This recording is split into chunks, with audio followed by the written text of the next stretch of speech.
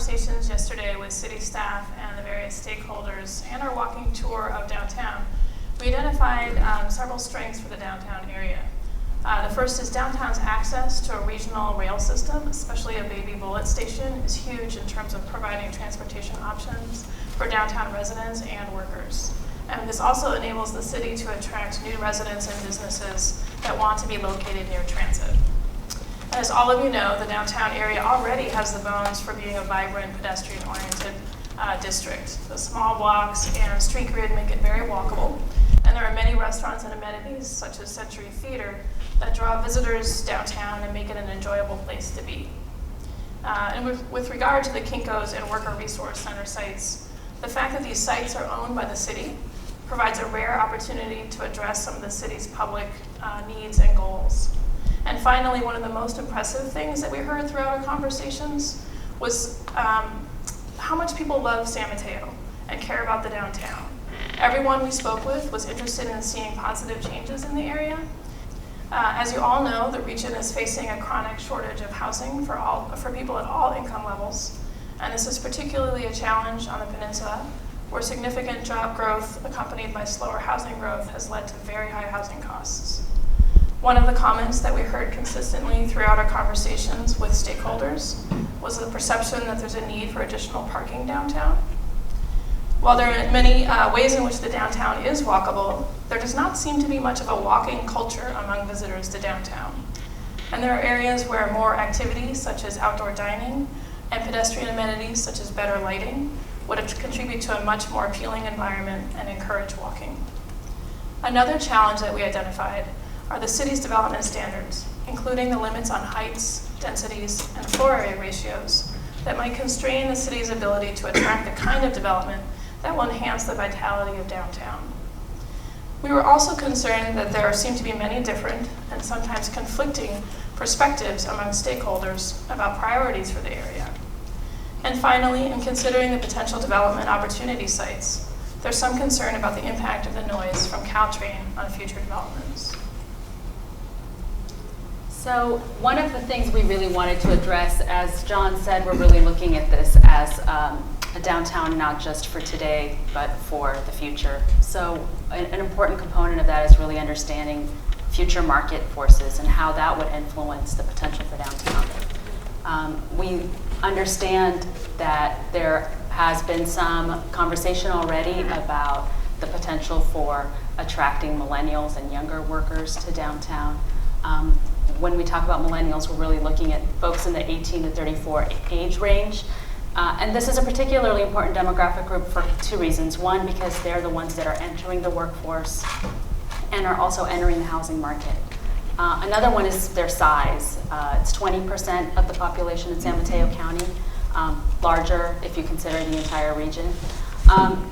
And an interesting thing about the millennial demographic group is that they have different lifestyle preferences, and there's a host of research to support that there's an interest from these demographic groups to live and work in walkable urban places, downtowns, near transit that offer a host of amenities nearby. They're also much more likely to rent than to own, and they're a lot less likely to drive than any other generation before it. So taking that into context and then looking at what is currently on the ground in the county, and this sort of mirrors what's happening in the city. A lot of the existing housing supply that you have here is single family. It's about 2/3. I know it's kind of hard to read here, but single family is 66% of the existing housing stock. But when you look at the actual composition of households in the county, about half of them, in fact more than half of them, are 1% and 2% households. So we do a really good job, I think, in this region in the peninsula of serving traditional family households. And I think the challenge moving forward and thinking a little bit more futuristically is going to be what are additional types of demographic segments that we need to be able to serve, and what are the product types that we need to be able to provide for them. We see a lot of places in the region where the market has changed and shifted to be able to respond to this type of demand. You see it with higher density housing types and more compact units, many of them located in downtowns and in transit-oriented locations. Employers are also looking at this partly as an effort to be able to attract talented young workers. This is so important in a technology-driven economy where everyone is competing for talent, and being able to provide the types of spaces that these workers are looking for is critical. So you see a lot of focus on creating more efficient places that can then provide more common areas for people to congregate. That can happen within an office building, it can happen within an apartment building, but it can also happen within the downtown district as a whole. And with a lot of focus on providing options for people, options for transportation, options for restaurants and services nearby. And I think because we are really looking at this as not just a short-term development opportunity, but as a longer-term goal for the city, we also want to be able to provide guidance on what we think provides longer lasting value that can really help the city withstand economic cycles and downturns in the future. And one of the things that we know from our research is that properties that are located in transit-oriented locations with walkable amenities are worth more. There's a value premium that's associated with them. And they can maintain their value over time much better than properties that are not, developments that are not as well located or as amenitized. We also know that transit-oriented development, TOD, can reduce costs for households. So this is particularly important for lower income households where 30% of their household spending might be on transportation. So when you're actually thinking about reducing costs for people and creating better quality of life, TOD is a really important component of that. And it can be a really powerful economic engine in terms of being able to attract businesses, retain existing businesses, and provide opportunities for expansion. As we were talking about all of the benefits that we saw in downtown, we were just amazed at how well San Mateo is positioned to capture all of this growth and excitement that Surjata just talked about. And I work with a lot of different towns, downtowns, and they don't have all the amazing amenities that you guys have here. You have amazing transit that's very frequent, connects you to two of the major economic centers of the Bay Area. You have this great Central Park that's right next to your downtown. You have all of these small, locally owned businesses that line two amazing retail streets, this great fabric, this great texture, and you have these small walkable blocks and paseos which add so much character to the downtown area. And there's some things that you've already started talking about with the downtown plan that you're about to update, which is, how can you connect the park better into downtown? How can you strengthen those connections? How can you bridge across the tracks to allow those smaller walkable blocks that are on the east side of the tracks to become part of the future of that downtown core? And we see this site as being a really great opportunity to build on some of those goals. But I think also looking at the downtown that you have today, you have these really great restaurants. It's a great dining and entertainment destination, but a lot of them are driving destinations. People are driving to their cars and parking and going into restaurants, and they're not lingering on the streets and walking around and shopping and really spending a lot of time downtown. So we think the downtown of tomorrow can really be a place for people to stay and enjoy all of the great activity that's happening in the streets. We would love to see a diversity of great restaurants plus more local shops. You already have all of these restaurants. We'd like to see more variety in all the different kinds of retail that you have downtown. We'd love to see you build on your beautiful streets with more vibrant streets, outdoor dining, parklets, opportunities to really inhabit the streets and spend time in this great weather that you have here in San Mateo. We'd love to see a mix of active places and quiet places to sit and relax, so you have a real variety of things happening all times of day. And we'd love to see downtown being a walking place where people will get out of their cars and enjoy being in downtown, and maybe they'll even walk to downtown or bike to downtown. And the way that we get people to spend more time in the public realm and enjoy the public realm is there's kind of 5 performance criteria that we want to make sure that the public realm achieves. We want to make sure it's safe. Gillian talked a little bit about increasing pedestrian scale lighting, making sure that everyone feels safe walking to their cars if they're leaving downtown or walking to the train station. Everywhere you go in downtown at night, you feel safe. We want to make sure it's comfortable and that we have wide sidewalks with trees and it's kind of a beautiful, comfortable space. We want to make sure it's exciting with lots of active ground floor uses throughout the downtown, not just on 3rd Street and B Street, but spread it out a little bit more, connect across the tracks. And then we want to make sure it's easy to find your way around downtown. Easy wayfinding from the train station to those retail streets, make sure visitors can really understand where they are and where they're going. And finally, we'd love to draw those people across the tracks and be able to leverage the development excitement that's happening on the east side of the tracks. And this is an image here of Jack London Square with the train. That's an area that really grew up around the train, and it still does a great job of connecting people across those tracks. And the good news is the tracks that you have here are very narrow. You know, they're not as wide as the Esplanade or the Embarcadero at Jack London Square. So you don't have quite as big of a challenge to leap over those tracks. And I think there's a lot of really exciting ideas of ways you can do that. And so the first step to that is really thinking about how you prioritize streets around people. And that requires prioritizing pedestrians throughout your downtown. And so one component is thinking about how much of your street is designed for vehicle throughput and how much is designed for pedestrian safety and comfort, and really encouraging people to want to linger and walk around and stroll around downtown.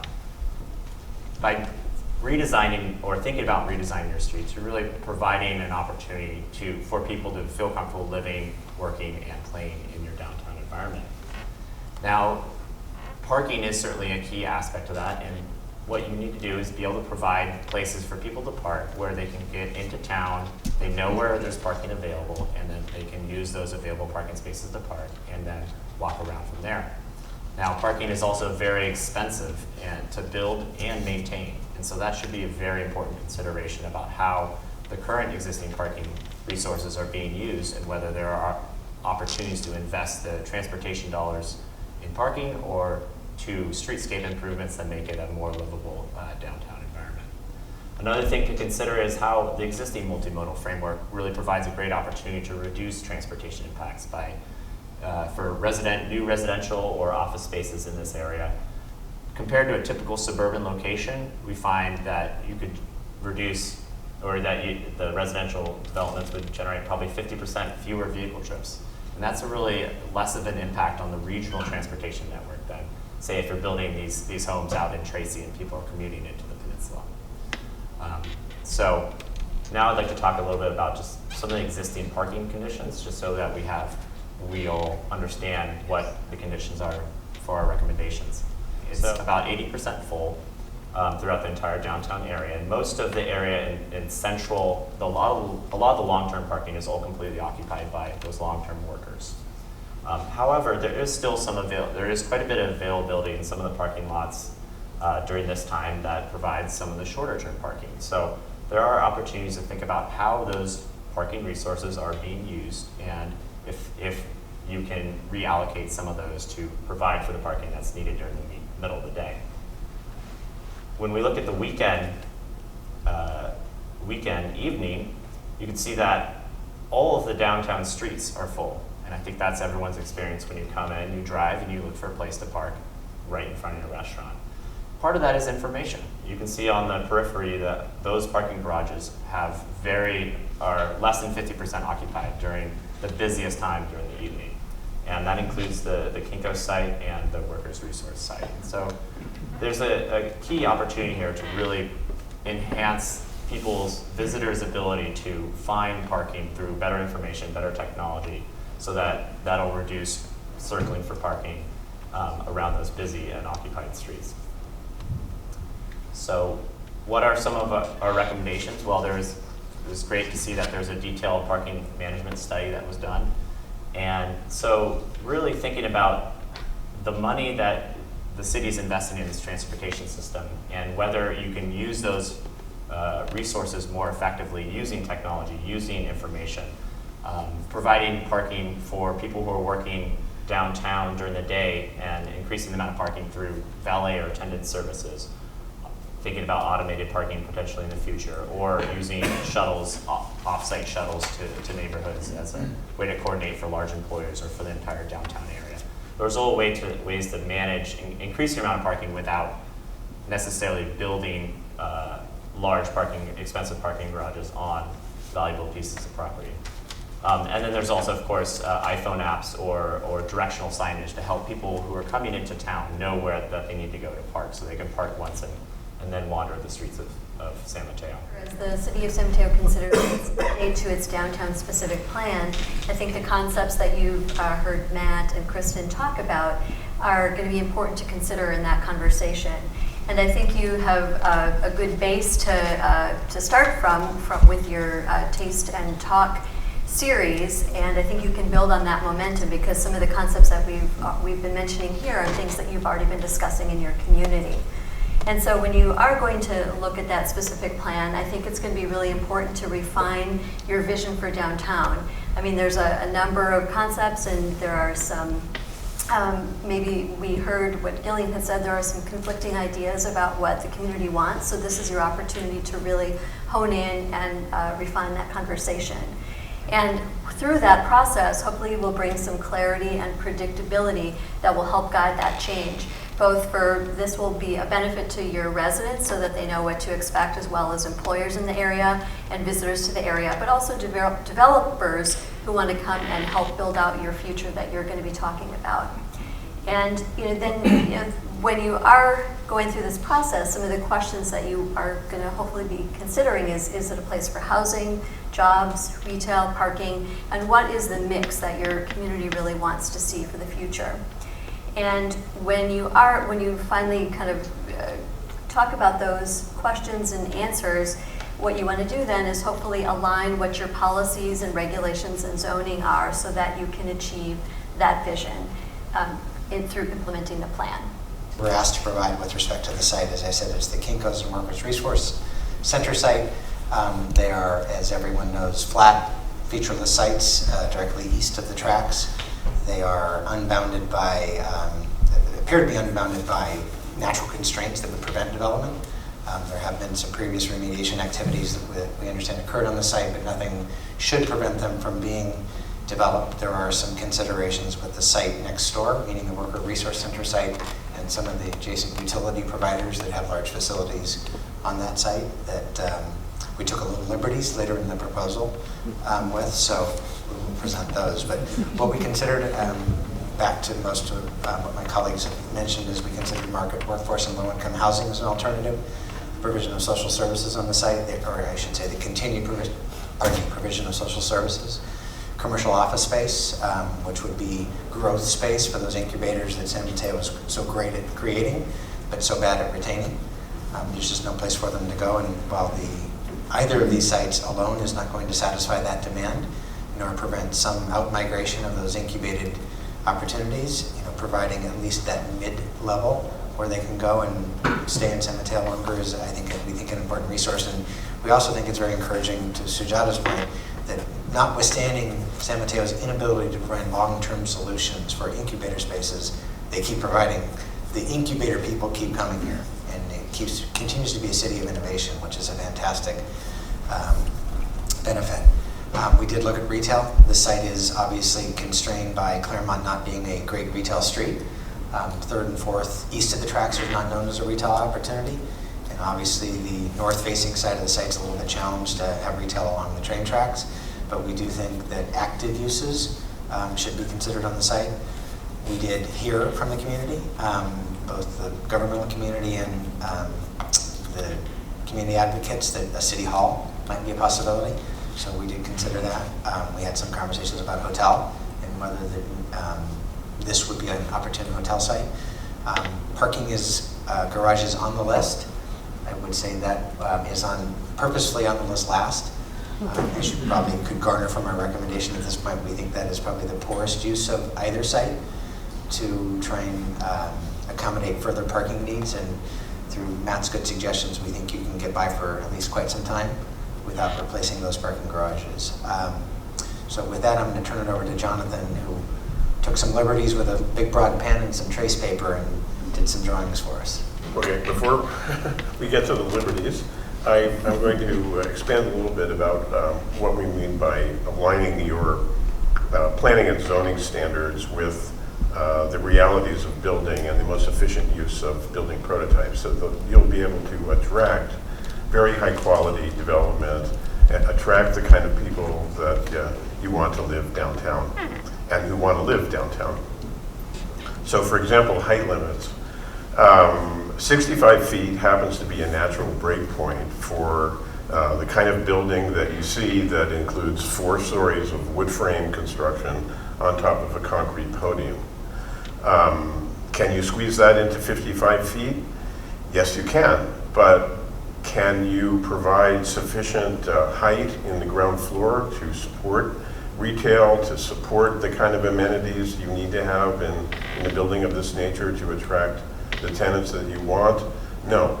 So 65 feet is an example of a sensible place to call a height limit. Another one for higher density development would be 85 feet, where you would be able to do 5 stories of fire protected, we call type 3 wood frame construction on top of a 2-level concrete podium. And these can attract or provide for densities of up to 80 units per acre or higher with the 65 feet and up to 150 dwelling units per acre and higher with the 7-story. But it's very important to make sure that all of your controls are in alignment with each other so that height, FAR, density, lot coverage work together to ensure that the controls on the site allow for efficient and high quality development. And this requires a bit of math, it requires a bit of talking to developers and architects, but you wouldn't want to have any one of your controls be contradictory to any of the others such that high quality development is precluded. So this is not a proposal, it's not even really a site plan, but it's an example of how these 2 sites might lay out for some possible uses. And we're looking at the Kinko's site on the left, the Worker Center site on the right, and the railroad tracks below on the south. We think the Kinko's site is an excellent one for high-density multifamily housing. In this case, we're proposing that parking be used as a buffer on the ground floor and that the northern part of the Kinko's site be given over to active use, whether a combination of amenity space, retail, creative workspace, things of that nature. And the Worker Center site, because of the double whammy of the railroad tracks on one side and the PG&E substation on the other side, is probably not a great residential site in its current configuration. So here we're looking at parking below grade and then perhaps a ground floor that might consist of public serving office space or things in the public interest, whether they be nonprofit organization housing space or some city functions or incubator space or maker space or artist studios, that kind of thing. And then a typical upper story on the Kinko's site, in order to minimize the impact of the railroad noise, we're showing a diagram in which there are no living units actually facing the tracks. On the southern side of the site, we use a single loaded corridor, and of course the site is open on the other 3 sides so that all of the units are looking into 4th, 5th, Claremont, or into an internal courtyard, and none are facing the railroad tracks. On the Workers Center site, on the other hand, it's quite viable for office to be really right on the railroad, because here we're talking about high quality commercial construction, sealed windows, good air conditioning, and nobody is sleeping at work, presumably. So it could be a great site that would support 1 or 2, pretty large floor plate buildings with a landscape buffer. And then shooting for the moon here, let's say the city is able to acquire the PG&E, or no, here yes, parking. We're providing parking, but it's below grade, and it's for the use of these buildings. We're not necessarily proposing that replacement parking for other uses be provided. But the sites happen to lay out very well for parking. And what if the city could obtain or control or at least plan for the PG&E substation site and the lumberyard site? Then the worker center site, which is now 100 feet wider, becomes a much better site for housing, multifamily housing. Not to say that it couldn't still be used for office or other functions, but now you have the opportunity for perhaps a three-phase high-density multifamily neighborhood here that can share amenities, that can create a market for restaurants and retail just by their own numbers alone. So again, just diagrams, not specific proposals, but this is how these sites could be used. So there's obviously a very long and future debate about provision of affordable housing, both on the peninsula and the two, as Sujata said, the two poles of economic growth, San Jose and San Francisco. We felt workforce was the more important of those aspects to address on this site.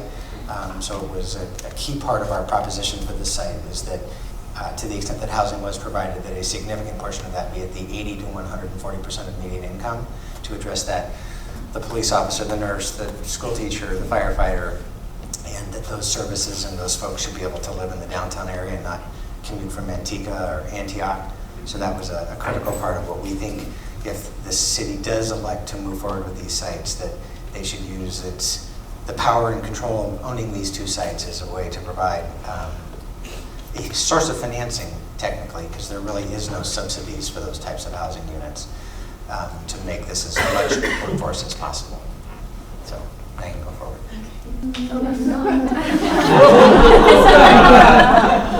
I was trying not to get there. My big surprises. So Larry and I do go way back. We started working together in the early 2000s, and driving down here this morning, it occurred to me, trying to be humorous obviously, is that these two do have something in common. As different as they might seem, they do have something in common. Next slide.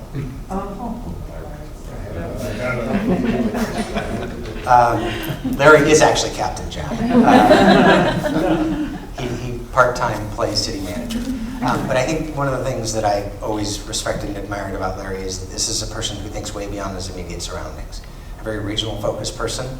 And we think a big part of what we presented today is that this is really a regional problem. The things you're confronting with your downtown, the things we have to look at as a broader community, all have to do with regional transportation, sustainability, climate change, provision of affordable housing, and no one city or town anywhere in the Bay Area can fix it by themselves. As Elliot pointed out earlier, this is a regional problem and we need to attack it regionally. I think you're blessed to have a city manager and now a council and staff who really accept that, their role in that response, their role in that movie, and want to embrace it and be a leader of that effort. And I think you're very lucky to do that. Many cities don't have that. Many cities look at insularly and say, I got to protect myself, and this is not the time when we can protect ourselves. Our natural resources are depleting at an alarming rate, and we need to be a leader in California, and especially in Northern California, of that effort. The other thing that I thought was good about Captain Jack is the problem is not the problem is your attitude about the problem. We have problems, we can solve them. We need to put our heads together, put our differences aside, and address the common enemy, which is not the people in this room. It's the things like climate change, it's the things about providing affordable housing and regional growth. So think holistically about what you're trying to do. This is a wonderful city with a wonderful opportunity to take an historic resource that has probably gotten less attention, as Larry will say, than the opportunity sites that have been presented around it. But this is San Mateo's time. You have a great resource. Treasure it and look to the future for it. As I said, you have a great staff. They understand their responsibilities. They understand the social and environmental changes that are going to occur. I think we all were very much in agreement on the point that don't let short-term needs, don't let a rush to go out and do something with these two sites dictate what might happen in the future. Look holistically at the plan and say, maybe those two sites are 2 years away because they are those two sites, but maybe you look at the PG&E yard, you look at the lumber yard, could they be different? Could those sites be the catalyst to development on the east side of the tracks? Could they start a whole new trend east of the tracks? And we think if you look short term, you'll close that opportunity in a way that will hamper further growth east of the tracks, and east is one of your opportunities for growth. Nothing is stationary, everybody knows that. The world keeps spinning no matter how much sometimes we'd like it to stop. Embrace that change. And as I've said a couple times already, accept your responsibility in these regional issues that we have and grasp them and grasp your family and move forward in a way that is sustainable for our children to come. With that, I want to thank my fellow participants and Dana Van Galder, who is not here, gets credit for this quote. We couldn't find who actually said it. But a great city begins in its downtown. It is a place that sets the tone for a city and is the primary public expression of its identity. And with that, I will close and open it for questions to the extent there are.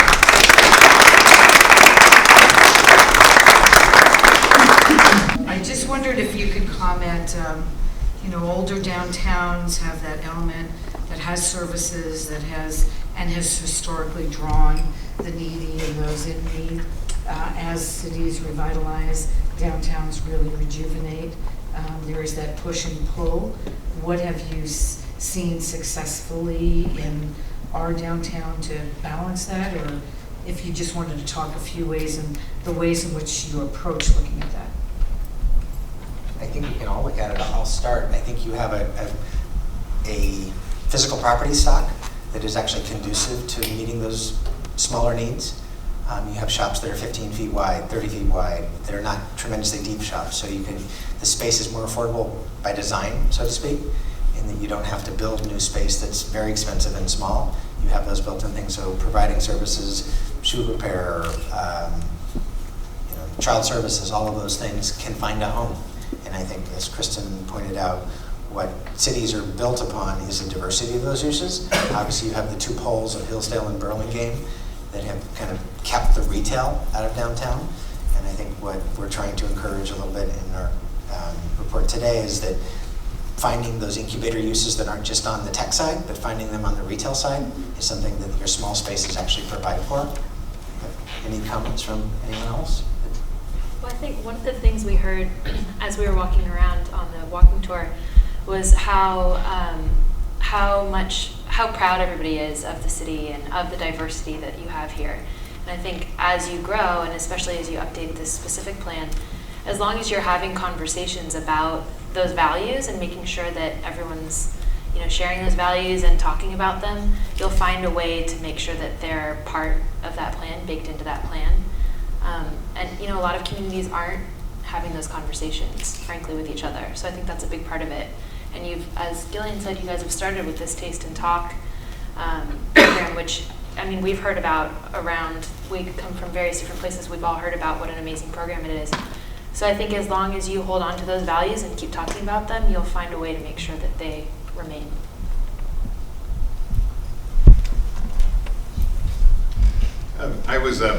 This will go back to my history, but I was fascinated by the comment on parking. The city has always kind of seen the Worker Resource Center as a possible site for future parking structure. And it seems like what's inherent in your approach to these sites is providing on-site parking as opposed to more public parking in a centralized location. And that for the downtown, obviously we have some buildings and parcels that are pretty small, and so we've always had a lower parking ratio, for one thing because we have public parking. We've also been able to provide public parking when on-site parking was not feasible.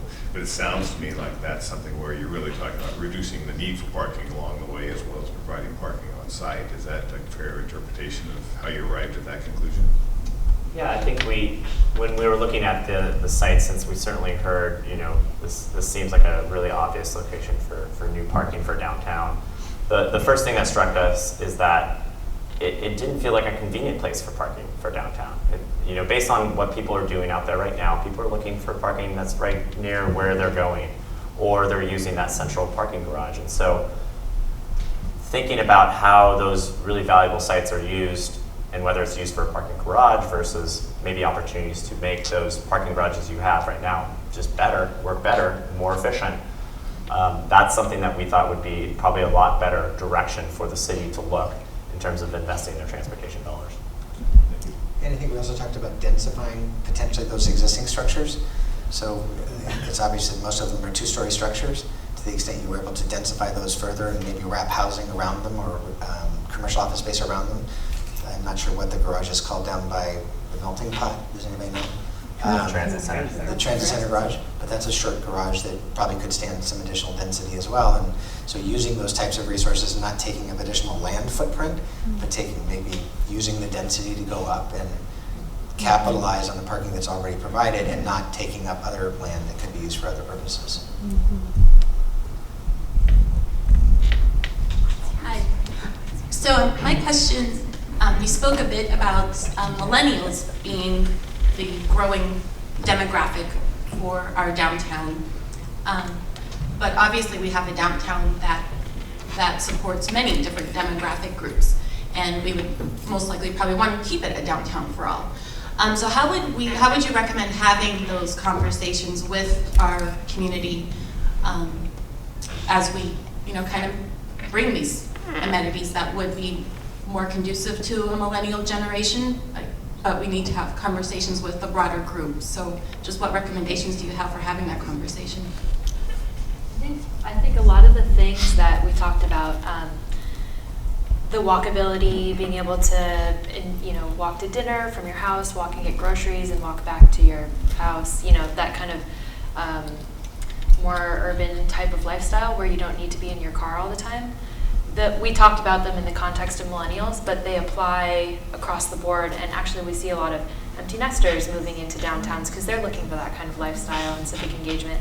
So I think we were framing it in terms of millennials because if you look forward, this is the demographic that's kind of be buying houses and getting those jobs right now, and kind of positions that growth to be relevant to what they're looking for. But at the same time, we're seeing that trend across generations, across the country, where people are really looking for a more urban lifestyle and want to just get out of their cars.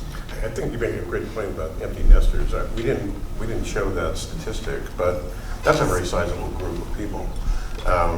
And across the country, they are moving downtown and walking and having access to shops. So that's another really underserved group, large group.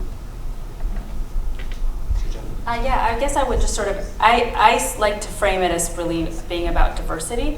And I think that that's part of what's missing in the Mid-Peninsula is a full range of options for a lot of different types of households. So I think that we've done a really great job of providing for traditional families, the mom and dad and 2 kids and dog. But I don't think we're really we haven't really evolved our development patterns to then be responding to lots of these other types of demographic groups. So when I showed you the household size number and the fact that more than 50% of households are 1- and 2-person households, that includes all types. It's not just the millennials, it's also the empty nesters, and it's also single people, and it's a full range of different types of folks. So I think maybe just sort of shifting the frame of what it means to have a housing unit, that you can do 700 square foot, 1-bedroom units that will be in high demand. I think a lot of people aren't really aware of how much the market has shifted.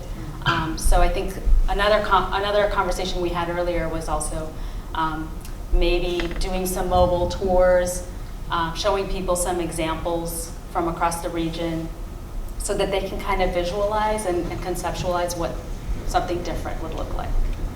Thank you.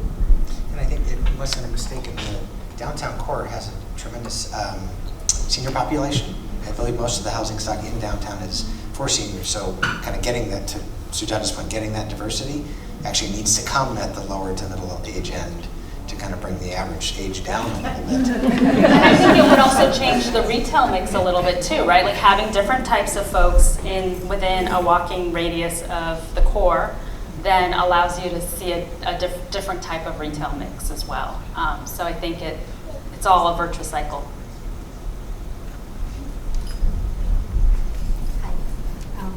Is this thing working? Yeah, okay.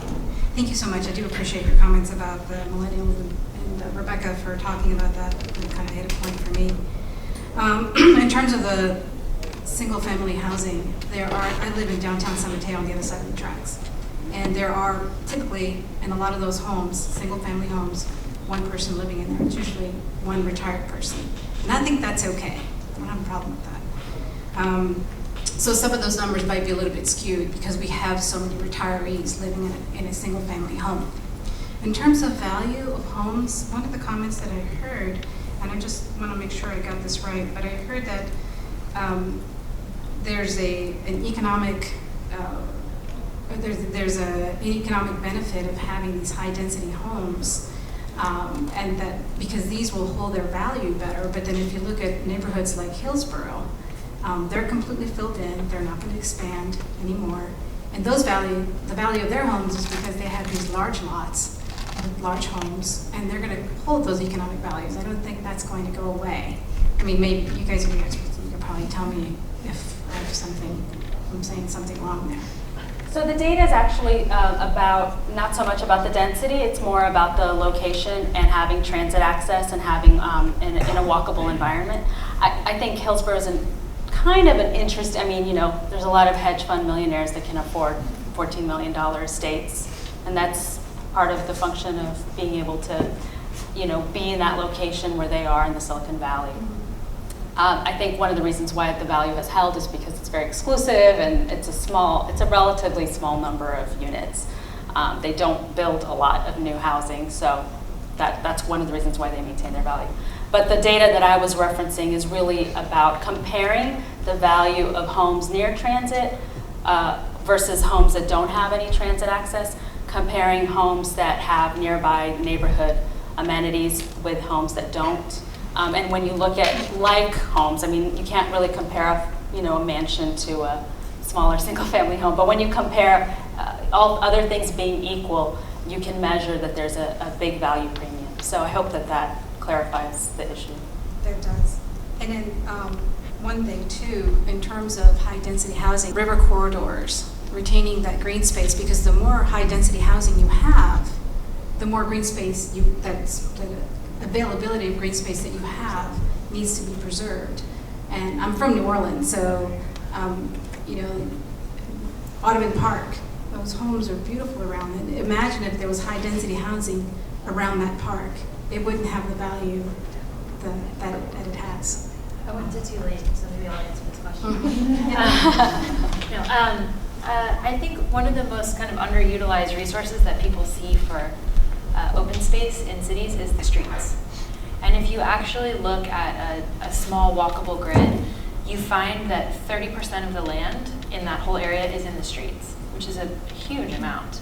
And you guys also have these great little paseos that you're using really well. They're these great little laneways with the public art. And I think if you, using those streets, really leveraging that 30% to do what you need it to do to create those places to spend time outside and enjoy the activity of downtown, that actually can provide so much more quality open space than trying to find a little patch of park here and there. So things like parklets, things like wider sidewalks, making sure you have great street trees. Part of the downtown plan specifies that they really wanted to tree up a lot of these east-west connections to make the downtown feel more stitched together across the railroad tracks. Things like that really will make such a difference in the public realm. And also, I mean, the city park that you have, not a lot of cities have these huge parks downtown. And I think that's an amenity that really is valuable for your downtown. And as you densify downtown, this is an important question to think about. Is downtown a place for people to live? Is it primarily a place for people to work? Is it, is it a social district for entertainment? And these are conversations that, you as a community need to have around your existing assets and how you want to use them best. This is where the height conversation becomes kind of an interplay with that, is to the extent that you spread the density out as opposed to up. When you spread it up, you have the ability to take parcels that perform with buildings and maybe convert them into little park spaces or eddies between buildings. And so that's the debate between height, and height is not good because it goes up, but height does open up land area. So I'm not advocating, I'm just, that's part of the debate that you will have to go through. You could either have to have density or sprawl. It's kind of the way to avoid sprawl is to build in cities with using existing infrastructure and have sufficient density to support services and transit and all of that stuff, and then be surrounded by green space rather than, sprawl. Yes, as a resident of the central neighborhood where these two lots are located, I noticed that on your chart you had a transformer station and without a transformer station. And it seems like the transformer station is a real impediment along with this industrial lumber yard that we have there, which limits the real potential of this area. So I was wondering, what would it take to, in terms of taking an analysis as to, taking this transformer station, putting it underground, or maybe, I'm not sure what other cities do with the PG&E transformer station, but I think this could really change the east side of San Mateo, and that's what we were looking forward to, is a real change of this area. And I would like to hear your comments and your thoughts on how that might be addressed so that we could see something that is more promising than clustering the services of the nonprofits just in one area. We'd like to see something with a little bit more potential and a change for the neighborhood in a positive direction. I think we all agree. We won't hear any argument from anyone up here. I think the issue is, and that's why we talked about giving yourself time to look at this holistically and not jump to an opportunity that, let's build a parking garage today, or let's build a residential building today. I think you should look at this and can you negotiate with PG&E, and Sujata and other members of the panel probably have as much experience as I do, and that's not a short-term process. PG&E is not the most nimble of organizations, as your city manager will tell you. Head of Public Works for a long time, I wouldn't say that Larry probably puts them at the top of his jump to it list, but especially on land use issues. But I think that's part of what we're encouraging you to do, is think holistically about these sites and don't jump to something today. Look at this and what's best for the neighborhood long term, and the PG&E substation probably isn't one of those things. But if you don't have power, it will be the most important. Anybody else have thoughts? I bet someone here has talked to PG&E. I'll just throw that out there. Am I wrong? Because that's where you would start. It appears, and I'm no expert on electrical infrastructure, but it looks like old stuff that can possibly be relocated somewhere else. Alan Talansky might volunteer, so. We were already discussing that process. So. But the answer is we have not started that, in part because we don't really have the direction yet. So if you're building a parking garage, that state, right. that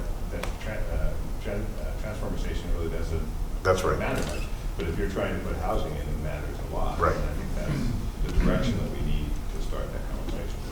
I think the only thing I would add is when we talked about the east side, we also talked about the fact that there are some uses that are already starting to transition. And so we're already seeing some of that change happening with the industrial over to other types of uses. And we see it as just being an indicator that there is a lot of potential to think a little bit more creatively about maybe potentially offering some expansion space for the firms that are trying to grow, providing more commercial office opportunities, providing, like we said, the workforce housing opportunities. It's such a critical area that can serve a lot of the community's goals. Renee, Okay, we have one last question. I just want to thank everybody for participating. This is an amazing experience. I want to ask your thoughts about change and how to deliver that message to a community. I'm sure you've been doing this for a very long time. And for many people, change is a 4-letter word. And I know we discussed that a little bit yesterday. So if you have had experiences in other communities where you've presented a plan or an idea and the community had a successful program in which they were able to disseminate the information and get people on board with the ideas, I think that would be really helpful. I know that there's a lot of people in this community who love it exactly the way it is, as I do, but don't have quite the vision of thinking about it necessarily for our children and our grandchildren. So if there's any thoughts about that, that would be wonderful.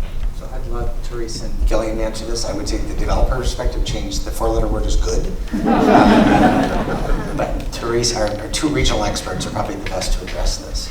Well, sometimes change doesn't come easily to anyone in any community. So I think one thing that I can talk about, at least in the transportation and land use and trying to kind of further advance transit-oriented development in the region, I think someone else had mentioned it on the panel, but doing tours, like organizing groups of people that, some folks that are already cheerleaders in your community, along with other folks who you might want to change some perspectives, but trying to identify places within the region where you either like the feel of it, the place, the development type, which might be different than what you have, and taking people along, including your elected officials. I mean, MTC has sponsored some tours like that, and it really gives people a chance to, and then you're coordinating with that other jurisdiction, and so you have cheerleaders on that side also talking, and maybe talking about, oh, well, how we used to be like this, but now that we've made these development changes, like, look at all the benefits that we have. And so I think creating those relationships, and certainly Gillian and I can serve as resources to your city staff if you do want to try to coordinate something like that. So, excuse me. In fact, a couple of years ago, the city of Walnut Creek actually was in the middle of updating their downtown plan, and they brought some folks over to the peninsula, and I participated in that tour, and it was specifically looking at more affordable housing developments. So I think that can carry a long that message can go a long way if you can show people what it might look like, and they might like that. I think, like Teresa said, change is hard for everyone, and I think, I guess what I've seen be successful is the kinds of conversations that you can have with the people in your community about, what your expectations are, what your needs are. I think it's hard for us to kind of walk in somebody else's shoes, and so sometimes we see. We have our own perspective about an area, but we don't understand that what's working for me maybe isn't working for somebody else. Or, other people have different perspectives. And I think as much as you can have the opportunity to talk to one another and learn from one another, I think that's really important. I think that's what helps you understand some of the trade-offs that need to be made. And I think first you have to accept that there are going to be trade-offs. For each person, there's going to be something where there's a trade-off. But if you know that it's helping one of your community members, I think that's a little bit easier to accept than if you feel like it's just something that's happening. And so I think, again, we're big fans of the Taste and Talk series because the city is trying to engage in those conversations. And I think that's a really important thing to do. And so I think, as you head into this downtown planning process, you've already kind of started, I think, what may be the most important thing, which is just talking amongst yourselves and figuring out, what you all want to see in your downtown. And I think, we've already acknowledged it's hard to carry forward, what you think the next generation will want. But I think, it's important to keep that in mind, and I think you'll have people that will do that along the way. I just want to add two more things quickly, which are, if we're planning, if the 13-year-olds of today, if this is their downtown for tomorrow, bring them along, make sure that they're part of the conversation. And I'm actually not joking about that. It's really, making sure that we have more voices represented that show the diversity of the community is so important. And quite often we see the same people turning up to community meetings all the time. So we're only hearing that one perspective. So if we really try to engage people where they are with messages that will be compelling to them, that's kind of a classic marketing tool, engage people where they are with messages that are compelling to them. And don't just do the same thing all the time. Try different ways of engaging different people so that you get those different voices. And then the second thing is just that there are a lot of benefits that come with change. And if we're always talking about the hard things that come with change, you know, it's always going to be cast in a negative light. And so many good benefits come with change. Better streets, you know, more diversity of retail experience, that great walkable life that we're talking about, the lifestyle of the streets, hanging out, having coffee in the sun on a sidewalk. That doesn't happen without some height. So if you really frame the conversation around those benefits that you get from change, then people can start to really understand the trade-offs and have conversations about what are the benefits that they want out of that change. So. I think we have someone who wanted one more question. Yeah, my question was more around daytime versus nighttime thought about planning. It seems like when we do the planning for our urban areas, very often it's what the daytime uses are. But, you know, as a cop on the beat, walking down there 9, 10, 11, 12, 1, 2 in the morning, especially if you get a younger, more millennial area. I've gone and walked down South Beach a lot. I wonder, how do you incorporate and focus more on the deliberate entertainment and walkability in the evening hours? Because that seems to usually be an afterthought of, okay, well, there are 8 bars down here, and I'm not advocating for or against any type of a use, because I think the more people down there, the better at all times of day and night. So, but I'm just saying, how do we make sure as we go forward that we're thinking about what does it look like at 0 dark 30 when there's not a lot of people around and they're walking to the garages late at night, or there's really only 3 bars open and no food at, you know, 10. So how do you just make sure that you think about the livability after hours and what that entertainment zone means or whatever? I think you have to have a population that uses those services. So you have to have enough folks downtown that you can get the density to actually establish later periods. You know, when you have, and I mean no disparagement by this, but when you have a population that probably goes to bed a little earlier, then some of these restaurants close. It's a little hard. So when everybody goes to bed at 8, it's hard to be open at 10. And I think if you get a little bit skew the age category down quite a bit, you're going to find that those people will go out to dinner at 10 o'clock. And, you know, I think that this is not San Francisco, but San Francisco's going through the same transition. San Francisco, you couldn't find a place to eat in downtown at 10 o'clock at night. Now it's one of the most popular times to eat. You find that in New York and all the great cities of the world, these cities are living and breathing at 10, 11, 12 o'clock at night. You know, Indian gaming casinos, concert venues, you could do all those downtown. Those are not good ideas. But I think if you change that age demographic in your inner core, you're going to find that those services will be required, not just desired. You want people living downtown. It's you know, it's also a safety issue. It's the eyes on the street, and you know, they're up. You just want people living downtown, all kinds of people. I would just add too to include that on the list of things to talk about when you're doing your plan, so that you know you're thinking about it at the beginning and you know kind of incorporating that through to you know when you get to the end. But yeah, when you get all the people there, you've already have something on paper to guide you through that. Thank you very much. Hearing the panel and seeing the work you've done over the past couple days tells me why I'm a member of the ULI and why I like the TAP committee so much. You guys are a breath of fresh air coming in and helping our community and giving us input.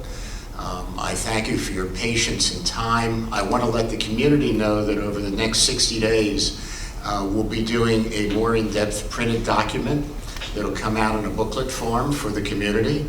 I'll also let you know that this is being videoed, and I suspect, Marcus, will that be available online? Of course. It'll be available online. But I thank you for your time. I know some of the people that gave interviews are here. I thank you very much for giving interviews and participating in this. It's been a great day. They wouldn't let me say anything. I just want to they kept me out of the room. So you obviously didn't hear a lot of what I say all the time here. But I think I really appreciate their input, and I hope you do too. Thank you.